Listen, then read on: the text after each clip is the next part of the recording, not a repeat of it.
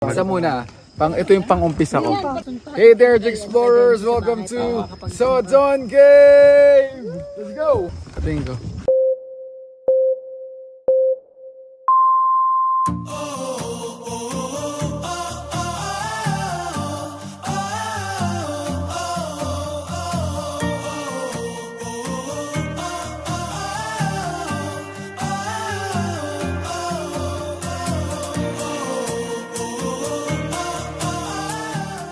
Hey there, Explorers! Welcome to Sodon Cave! Let's go! Hindi naman kami ready ni Kuya dahil gusto namin healthy lang, healthy living. Kasama din natin ating tourist guide. Ako sa Arson, tour guide po dito sa Sodon Cave. Punta na po kayo dito. First time ko dito. First time niyo po, sir? So gagawin natin memorable yung first time dito. Kayak din ba? Kayak?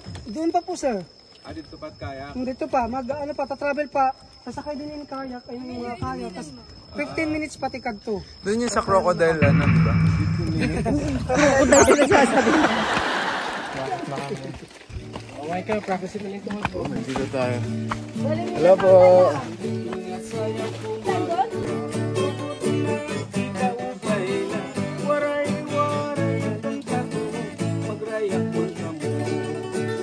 Papasok na kami sa cave, guys.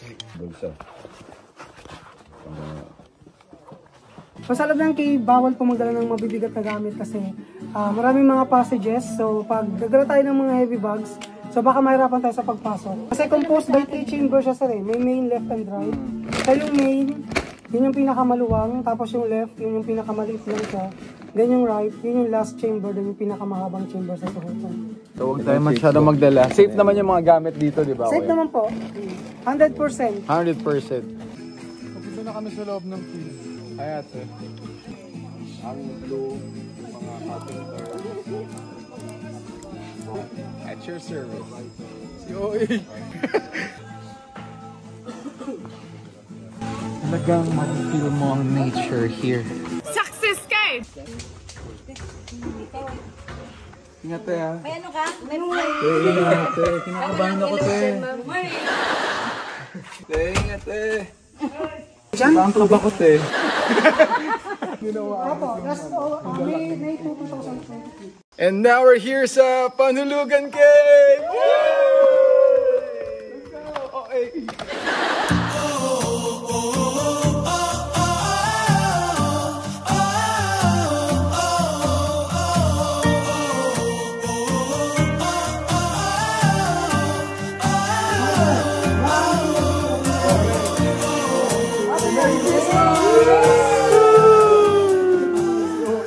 Filipino is full of mga paniniwala na sa mga cave, may mga nag-i-exist na hindi natin nakikita.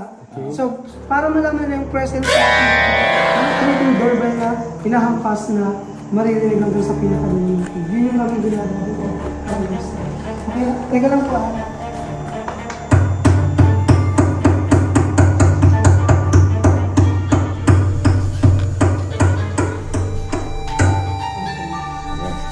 Babalik. Magandang gabi.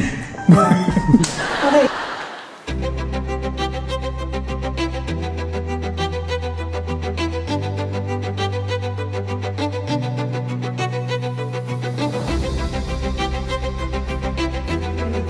Wow!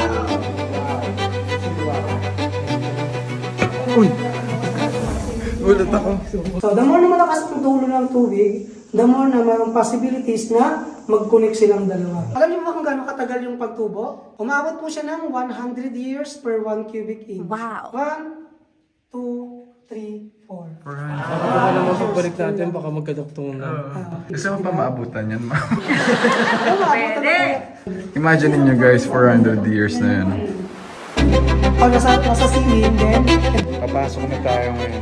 It's called Suhoton kasi susuot tayo. Totoo yun.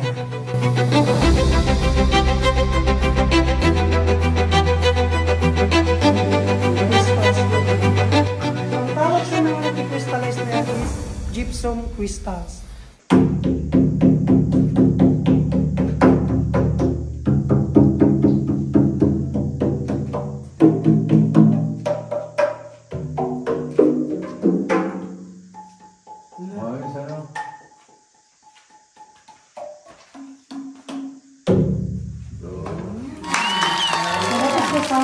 maraming musical.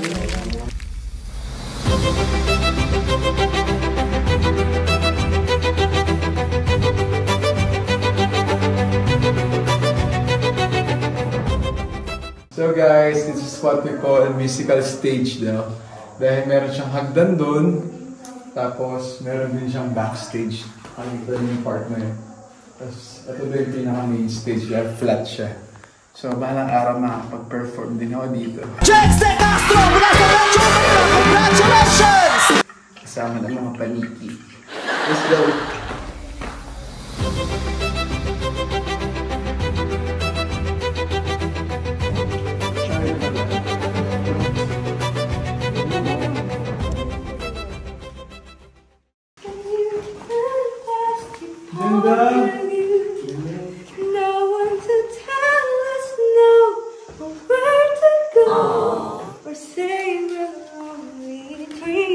A whole new world, a dazzling place I never knew.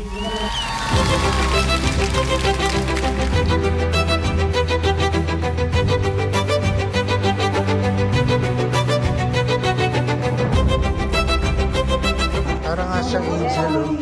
So first king we have, this is King Baltasar, King Melchor, Oh my gosh, ang galing. and King Gaspar.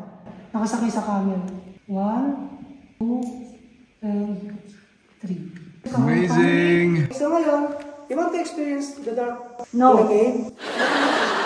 Yes. Ako gusto ko isang seconds. Ano na siya, siguro mga seconds lang. Dito lang, papatay lang lahat ng phone, dapat tayo makikita. Upo lang. Okay, baka may mga kayo, baka may phobia mo kayo man. Go! Done. 10 seconds. Okay, 10 seconds lang. Let's feel the nature. Amazing. We experienced like 10 seconds of total darkness. Na narinig lang namin mga patak ng tubig sa mga bato. Salamat, Kuya. You're welcome, sir.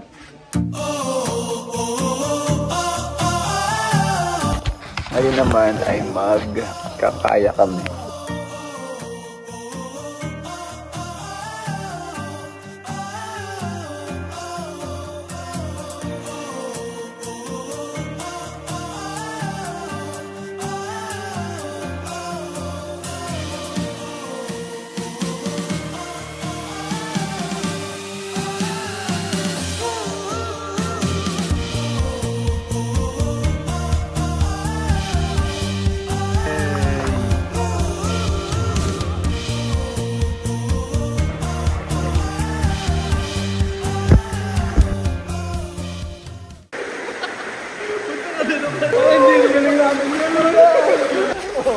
Kaya stop mo na kasi picture.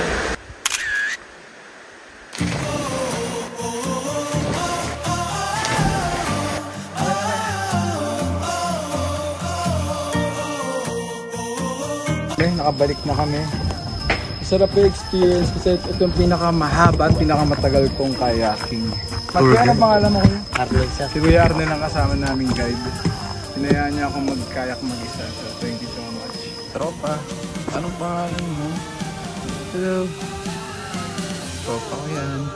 Wala akong dalang pamalit. Yung pantulog ko kanina ang gagamitin ko. Bahala na. Wala akong pamalit. Pantulog ko kanina, shorts yung gamit ko. Yan ang yun. Dito na kami sa sasakyan. Nakapantulog. Oh. Dahil walang dala.